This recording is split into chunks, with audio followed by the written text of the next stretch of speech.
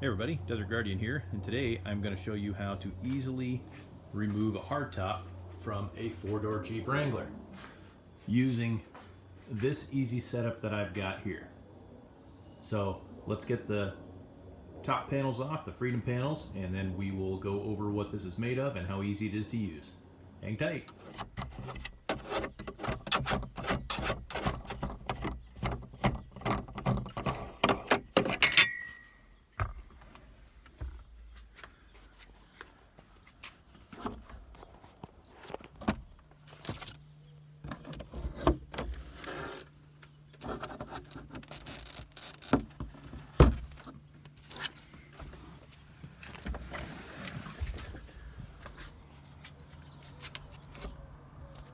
With the Freedom panels removed, it's time to take off the main part of the hardtop. And what I've done in here, you can see I've got two 2x4s, and if you look closely, I have eye hooks that are hanging ratchet straps from them. Now these aren't ratcheting ratchet straps, these are the sliding style, and I'll show you why we use those here in a minute, because this is a one-person job. But what I did was I got two 2x4s and actually drilled through and countersunk some bolts. So those eye hooks on it are actually bolted all the way through.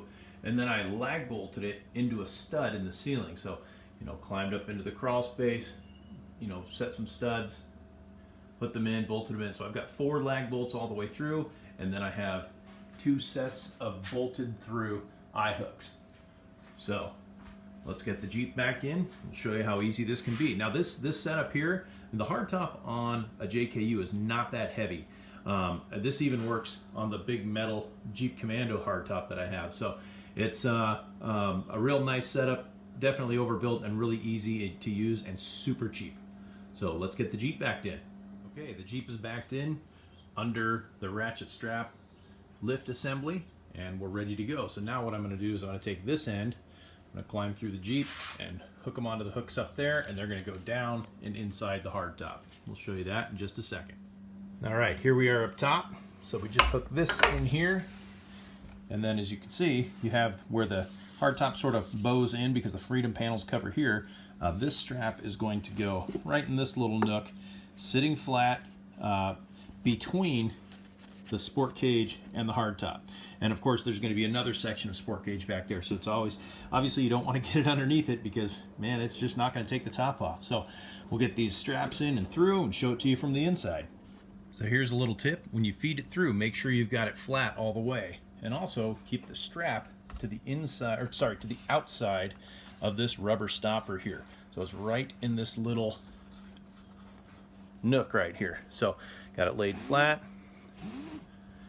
Just pull it through and let it drop down, and then we'll move to the inside and go over the second part of the sports cage. All right, so here we are on the inside. So we fed it through one side. Now what we're going to do is we're going to make sure this is flat, come all the way to the back portion of the sport cage and do the same thing, and then it'll run out the back of the Jeep. So we'll feed that through, get both straps in, and then go to the back and show you how it lifts off.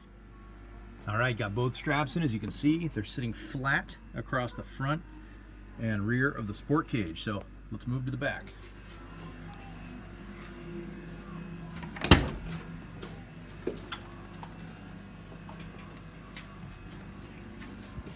All right, so now these guys, we're going to run right beside the rear hinge and up to the ratchet strap.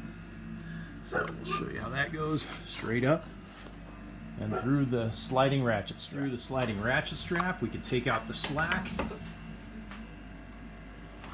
zip it down. This is one of the advantages of not using the ratcheting ratchet strap. So once you've got the slack taken out, go back to the inside.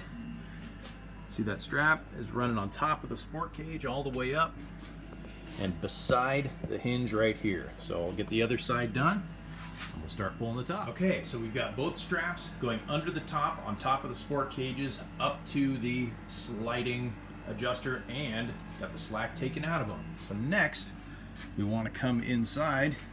We're going to disconnect these two pieces here. So this is your squirter for your rear windshield washer, and then of course the power for the windshield wiper.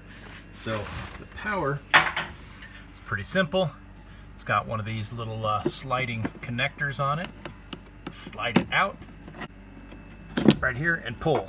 And then I like to snap that little clip back in. Sorry about my finger in the way there. And then this is just a rubber hose, so I just disconnect it right there.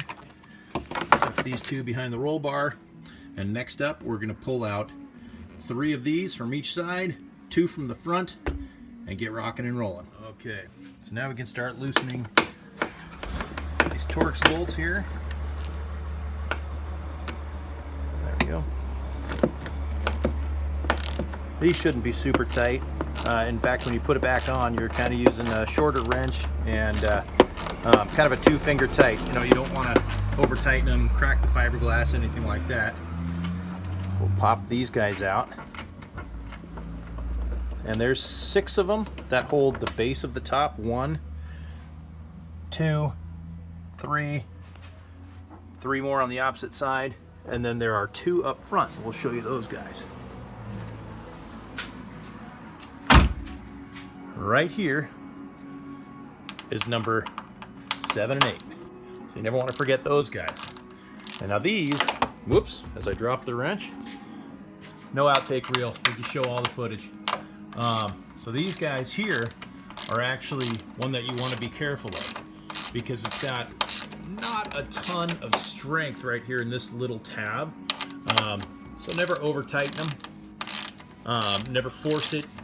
You know, like I said, I've got a short wrench here, and when I tighten them, it's like 2-finger tight. It's not super torqued down. You know, your top's not going anywhere.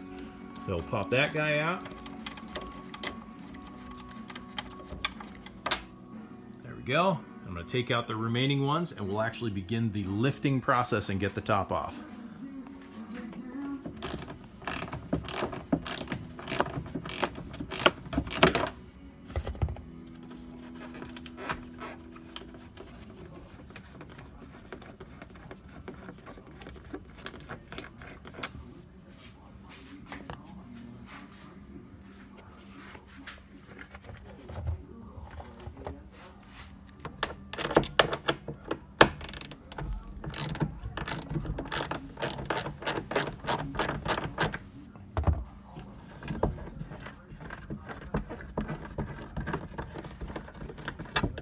All right, we've got all 8 of the top bolts off, and here's a little secret squirrel tip for you that you may not know.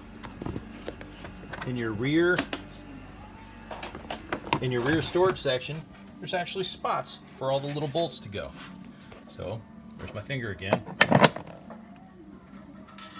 We just pop them all in there, and they are stored safely away from being lost or damaged. So there's your little tip of the day. Taken out, all the bolts removed from the top itself. The power and liquid are disconnected inside here. Now it's just a question of putting tension on here and pushing up on the window and getting it loose and up, like so. So there's the first little lift. We'll come over to this side. Take the slack out and go up a little bit. And now you can kind of see the process. So it's a little bit of time, left and right. We'll work it all the way up to the top.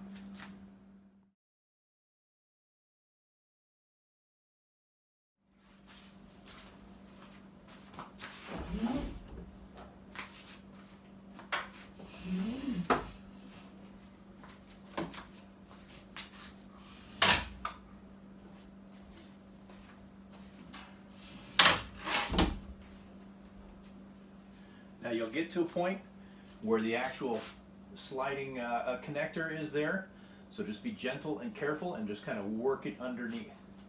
You'll also need to tilt your top a little as you go up, so it goes up nice and even, sits up against the ceiling.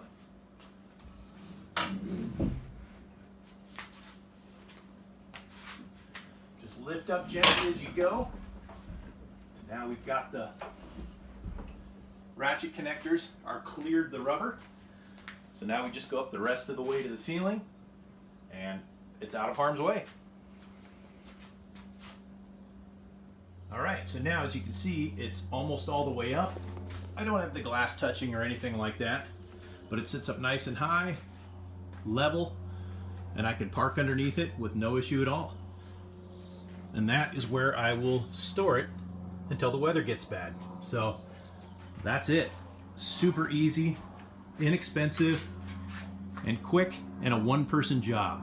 So, you know, you can go to the hardware store, get yourself 8 lag bolts, 4 bolt-through eye hooks, 2 2x4s, bolt it in yourself. You're gonna spend 30 or 40 bucks and be able to take it on and off by yourself in about 20 minutes. So, if you have any questions, comments, concerns, leave them below. That's it for now. Desert Guardian, out.